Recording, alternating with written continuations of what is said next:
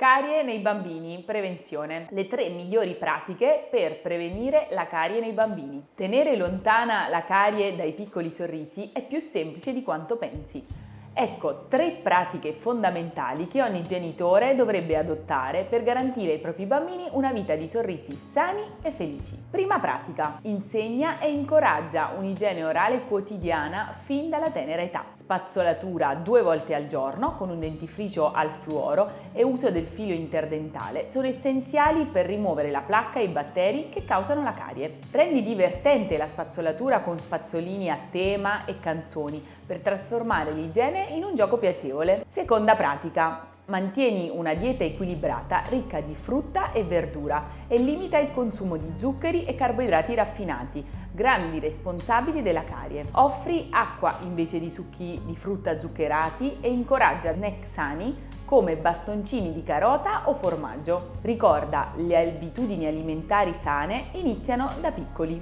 Terza pratica: non sottovalutare l'importanza delle visite regolari dal dentista, che dovrebbero iniziare al comparire del primo dente o entro i 5 anni di vita del bambino.